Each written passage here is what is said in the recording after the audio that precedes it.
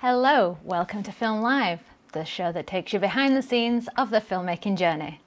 I'm your host, Leanne Collinson, and today we're going to be speaking to Nicola Pender about how to market your movie. Nicola is a marketing expert for Pender PR, and to start us off, let's have a look at one of her films.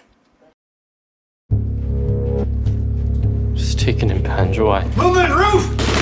In an ambush. Contact! Now being held captive by the Taliban. You are a spy. I should have killed you when I had the chance. You're an American. Canadian. You're all the same. Protecting my country. You are on my land. Protecting your country. Who's the crazy one now? I'm not like them. No. But I am caught in the same web. Tamamun zeshur kawi amana. You're not a soldier now. You got a trophy. And you? I'm a dead man. Konnichit bachicho kunlekwa wachrakuri. Hutje chana hutje. Hutje chana hutje. Hakuma jaba dadi khabari kawi. Zana poicham. Bibumi America iri. First Nations Canadian.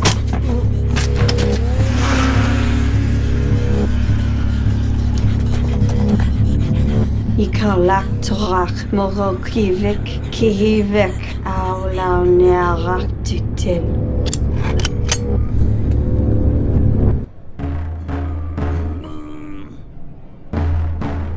C'est quoi tu dis? On a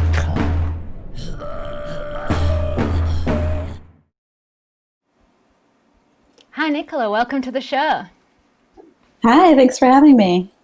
No worries. That was Red Snow. We just saw a clip from Red Snow, one of the movies that you are marketing and doing the PR for. Could you tell us a little bit about what other clients you've been working with and a bit about your background, please? Yeah, absolutely. I've been working in film and television now for 15 years. I started out as a writer and I've moved into production. And I've always had an interest in writing and creatives. And so here I am 15 years later, started my own company last year. And I work with filmmakers this year. I've worked with directors primarily on marketing and publicizing their films, working on the releases. But I've also worked with film festivals and I've worked with arts organizations here in Canada and internationally. I've worked on short films. Kind of anything goes as long as it's related to film, which I love. Yeah, and you've got quite an extensive back catalogue as well. I know that we met once upon a time working for Thunderbird, which quite famously did Blade Runner 2049. So you helped with that, as well as Beat Books.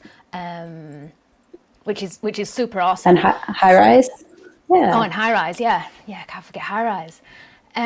Yeah. So if anybody has any questions for Nicola about how to market the film, because I know that it can be a little bit of a black hole when it does come to marketing, I'll be asking Nicola. Just put in the comments on Facebook and on YouTube that we're going live right now on. So Nicola, what's the difference between marketing and PR?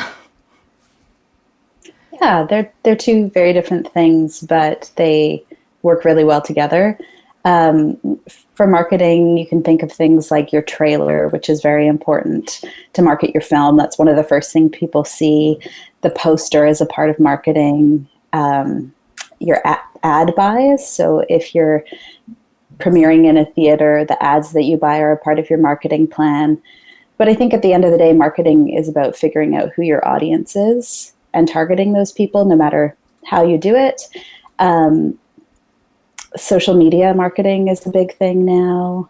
So that's marketing. PR is more focused on, it's public relations. So as a publicist doing PR, I reach out to newspapers, I get the word out about the film, and I use all those marketing materials to help target the media. So that's sort of the difference in a nutshell. Brilliant. And When should a director or a producer start thinking about marketing and PR? Yeah, so that one, I mean, obviously, as soon as possible. I think even when you're writing your script, you should be thinking about marketing and who's going to watch your film, who it's going to appeal to, what type of festivals you want to take it to. I think as soon as you can turn on that sort of marketing brain, the sooner the better. I know a lot of people don't think about it until after they've made their movies. I work on, I teach a program through Raindance called the ABCs of Publicity. And the one consistent thing in that course is that filmmakers come with these amazing movies and they don't know what to do afterwards. They put so much like love and energy and money into making these films, and then they don't know what to do next. Yeah, and it's really hard as well, because when you're making a film, it's like your baby. And then you've got to release it out into the big bad world. And if it just gets released, sometimes it can just flop, and that's really disheartening. And that's just because people haven't put the baby steps in place. Yeah, so I think as soon as you can start thinking that way, the better for the end result. If you're starting to build your audience early, starting to build out your plans and your synopses and the things, even thinking about the type of places you want, the people that you want to interview you, the type of people to align with. Sometimes that can even be organizations. Like I've worked on films that are about suicide and mental health, and we partner with organizations to help bring awareness to those things. So just finding what's in your film that makes it stand out, what makes it different, and then building a plan around that. And when should you bring someone on board to do the marketing and PR? Like someone like yourself, when should they come on board? At the beginning or at the end? I think whenever you possibly can. I think the beginning is ideal. For someone like me, I like to be immersed in the projects that I take on. I'm often brought in at the end when it's usually when someone gets into a festival and then they're like, oh no, what now? So then they scramble and look for someone. And that doesn't mean you're necessarily finding the right person. You're finding who's available at that point. So if you could start earlier, I think that's ideal. But I do know that budgets don't always allow. So if you can kind of think like a marketing person and start putting those plans in place yourself as a filmmaker, that will help the process along. What can a filmmaker do to do that? But yeah, on budget. What tools can you set yourself up with at the beginning to then hand over to someone like yourself in marketing and PR? I think all the materials, like making sure you have amazing photos, that you have a plan for your trailer, that you start your social media accounts and you have your synopses and all these things that you're going to need to hand over to someone. Basically all of the assets that you can possibly get together and compile, the more the better, to let someone know what your project is when you decide to bring them on. Yeah. So I know that one of the first things, if you ever Google marketing for a film or publicity for a film, you get the phrase EPK. Can you tell us what an EPK is, please, and how to put one together? Yeah. Sure, yeah. An EPK is an electronic press kit, and it's basically a video interview. So if you're on set with your cast and you have some free time and a camera, you can do this yourself. Usually it's on like an obscure backdrop, just something blank. You'll have an actor in a director's chair, someone off camera asking questions, usually tied to the film, things that are interesting, their relation to the character that they're playing, anything that you think media might ask later, because in some circumstances you won't have access to your cast later. So you can use that, send that EPK out as like media. Yeah, and we do have Marcus watching right now. Over Facebook, he has asked, if I don't have any money to bring someone on, i.e. Being on a micro budget, could I do the marketing and PR myself? You could try. I mean, you're going to know your film better than anybody else does. So I think that you can you can put a lot of the things in place yourself. I mean, I don't want to write myself out of my own story here, but it's obviously better to hire someone if you can, but I know that's not always the way. I think you can definitely put together your synopses. You can write, you can do some of that stuff yourself for sure. And you can do your own social media. I think, Leanne, I talked to you about a filmmaker I know who made a short film, Michelle Muldoon, and it was an all-female Western, really unique. And she did all her social media herself. She raised the money. She crowdfunded that herself. And she did a brilliant job, and she traveled around the world to film festivals and did all her outreach herself. So you can definitely do it yourself. I think it's just a different scale. Yeah, it's actually funny that you mentioned that film, because I remember we were speaking about it earlier, and you were saying that it was really unique. And when you told me about it, I thought, oh, I wish I'd have thought of that. So because she found that unique selling point, it was very marketable, and it went and won heaps of awards. Yeah, she's won awards all over the place, a lot in the States, and it's just so funny because it's at the core of it, it's such a simple idea. It's just women in these roles that are usually designated for men, but it's so interesting watching it on the screen. It's all women in like gunfights and the OK Corral, and it's a really cool concept. Yeah, the concept of the female Western in a man's role, talking like men and acting like men. Yeah, I thought it's actually such a good idea. But yeah, stepping away from a Western, we are going to show a clip that is completely different, that you did the publicity and marketing for, the butterfly effect. So we'll show a clip of that. Great.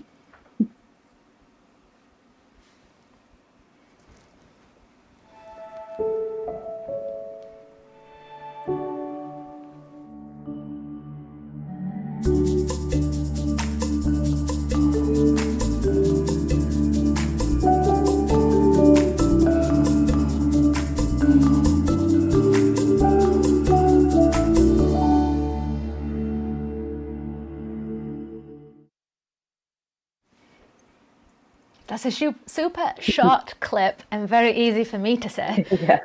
Can you tell us a little bit about that project? Yeah, so the butterfly effect was I was brought onto this project sort of halfway through. I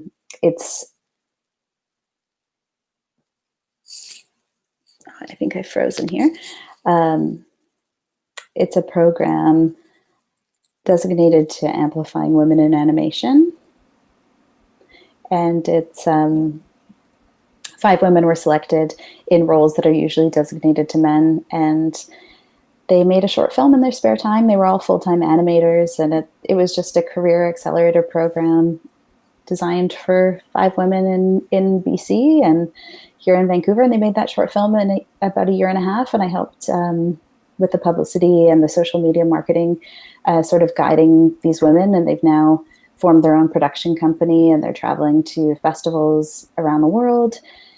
And it's just a really cute little film, great success story. And it's just something I sponsor.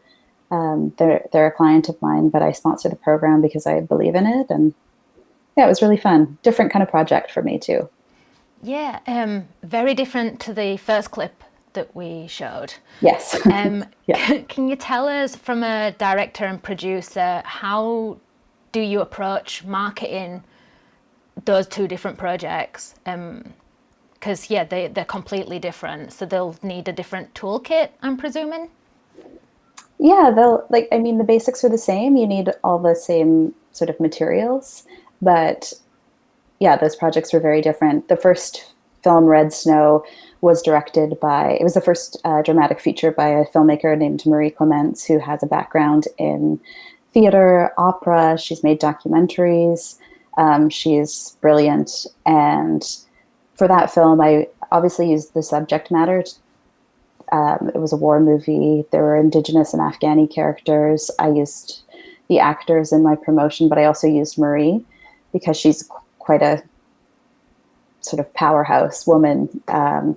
So I used her when I was pitching for the PR side of things. For the marketing, I used the beautiful imagery in the film and the subject matter and the writing. That one kind of sold itself because it's a brilliant film. But on the Butterfly Effect, it was a lot smaller. It's a short film. So we marketed the program itself. We pitched the director. She'd won some awards at international animation festivals. And we contacted their alma maters, like where they went to school. We did a lot of local press for that one. Whereas Red Snow, we pitched internationally and we pitched across Canada. Yeah. Yeah, they're different. The short film's very different. Yeah, completely different. And we are getting a comment from Hillary on Facebook. She's put, this is the right topic at the right time with the right person. And that is a really nice comment, but it also leads me to ask the question, how does time affect publicity, promotion, marketing? Do you mean timing? Yeah. Like, yeah, I think it's so important. I mean, I pick my projects that way. I don't, things really need to resonate with me for me to take them on, which is why a lot of my projects are sort of female focused. That resonates to me because I'm a woman starting my own business and I'm on my own. And so I love working on those projects. But timing is really important. I know you're going to play this clip in a few minutes, but I worked on a documentary film called The Secret Marathon, which was about the Guinness Book of World Record holder for running the most marathons in a year, 250 marathons he ran. He was actually a British man named Martin Parnell, who's now living in Canada. And he read a news article about women in Afghanistan not being able to run outside. And it really affected him. So he decided the next year he was going to go and run alongside these women that were bravely running their first marathon. And the timing of that film, it's interesting talking about timing because one of the women who was featured in the documentary, they edited the film, it was ready for release. She received death threats. So they actually had to remove her from the film and insert an animated storyline instead of her storyline. So timing is really important. And I think that delayed the release of the film for almost 2 years, I believe. And the timing couldn't have been better in the end when it actually was ready to be released. Well, while we're speaking about it, we can actually play that clip right now just because it'd be good. It'd be timely. For context? Yeah. It will be. So we'll play that now so everyone can see. Running should be simple. For most people, you put on your shoes and go. But this isn't a story about most people. As a little girl, I watched boys run and fly kites over my city. But I'm not allowed. I'm a girl. So I tried running in my enclosed yard, training in secret. Martin Parnell ran 250 marathons in 1 year. Running was his passion until a blood clot changed his life. That's when he read about the first marathon of Afghanistan and the women who run despite being called prostitutes and facing violence in the streets.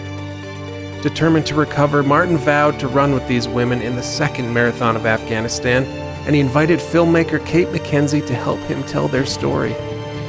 Kate would run over 800 kilometers as she trained to join this movement for equality, to run her first marathon in Afghanistan. In a country that's more beautiful than they could have imagined, they met a military veteran returning to find some peace, an Iranian determined to promote equality, a girls' school with a passion for sports, a student unable to train because the Taliban had bombed her school, and a teacher living and instructing out of a cave, all brought together by the belief that everyone should be free to run.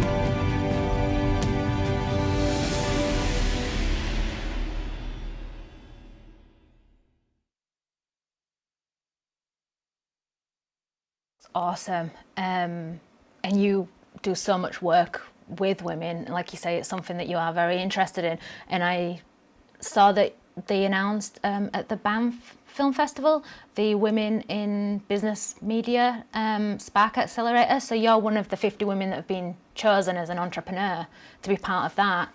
Yeah, it's exciting. It is really exciting, and because it's such a huge,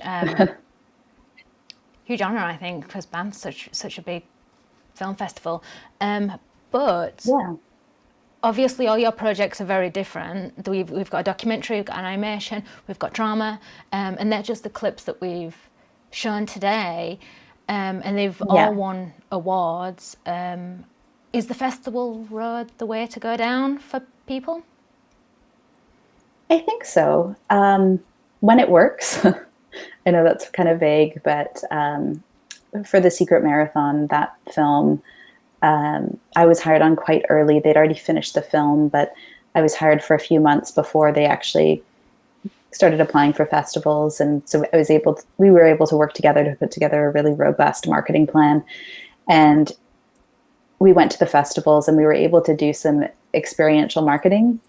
We actually had the filmmakers run from the Running Room. We partnered with the Running Room, which in Canada is like the biggest running store. It's a chain, and they host running clinics. And the filmmakers actually ran from the Running Room in Sudbury, Ontario, to the theater, and it just made it that much more fun. They did the same thing at Edmonton, at the Edmonton Film Festival there, and it just made the film an event. Not every film can do that, depending on the audience and the subject matter, but for certain films, it really works. For that film, they went to lots of film festivals. We got tons of press. They were on all the national media. And I think that eventually led to their international premiere, which was actually supposed to be yesterday. It's been moved now, but they were launching around the world. And I think all of those things, the moments at the festivals and the people and the accolades that they got at the festivals led to the sale of the film eventually. And I think that's what festivals are meant to do. It doesn't always work. And you also have to pay to enter festivals too. So it depends on budget again. But yeah, certain films work. And sorry, just to go back to the timing a little bit there. The timing of the festivals is really important. The timing of your release is really important. You and I had spoken about Red Snow and the release of that film, and it released on March 13th. And no one could predict a pandemic, but all the marketing we did, we had to redo and launch the film online. And there's going to be a lot of that moving forward. There's been a lot of that over the past few months. But yeah, I think the festivals help, and Red Snow went through the festival circuit too, won lots of awards, and that only helped for our release in the end. And it helped with my marketing plan as well, because I was able to say people have seen this film and they loved it and it won awards, and that helps. Yeah, and I suppose it depends what you want to get out of the festival as well, whether you want to get the film recognised, whether you want to sell something else at the market, at the meat markets. I suppose it all depends. I know that you mentioned budget earlier. It depends on your budget, and we had a question about budget before. How much does marketing cost? How much should you set aside of the film budget to be able to cover marketing and PR? Yeah, again, it's so hard to say without knowing what the project is. A short film, your budget will be a lot smaller. I think just being realistic about your film and putting a percentage aside,